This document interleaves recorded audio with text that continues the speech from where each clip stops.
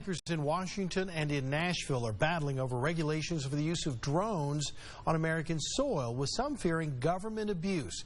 As the night team report, there are local agencies already using drones, with some even saying it serves an environmental benefit.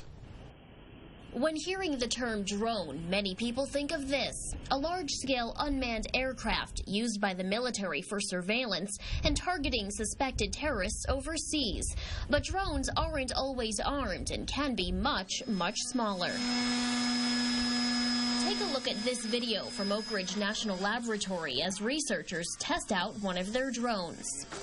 Researchers say these small instruments are used not for military purposes, but to collect air samples if there is a possibility of a health or environmental risk. Think of a power plant stack releasing chemicals. We can actually have a way to collect samples where you wouldn't be able to get a person up to those heights to do that. The drones tested here at Oak Ridge National Laboratory are meant to be able to go into the air as quickly as possible and get to areas that are too hazardous for people. And that information in turn could be more effective in their job. And drones aren't only being used for research here in Tennessee. In fact, some state and local law enforcement agencies have used or have plans to use them, but none of them wanted to talk about it on camera. The Tennessee Bureau of Investigation has used an outside contractor for drones twice in the last 2 years. In one case, a drone assisted in finding the remains of Gail Palmgren, who went missing from Signal Mountain near Chattanooga in 2011.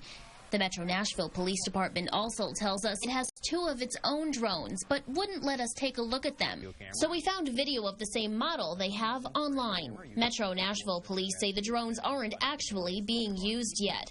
According to the FAA, any public entity can apply for a certificate of authorization in order to operate an unmanned aircraft system. Drones are not permitted for commercial use in any way. I'm going to come in for a landing, guys. But let's say an average person wants to recreationally use a model aircraft. They don't need approval from the FAA, but they still need to follow the federal guidelines. It's just finding that delicate balance. As for these ORNL researchers, they say they're grateful for the opportunity to use these small and even portable devices.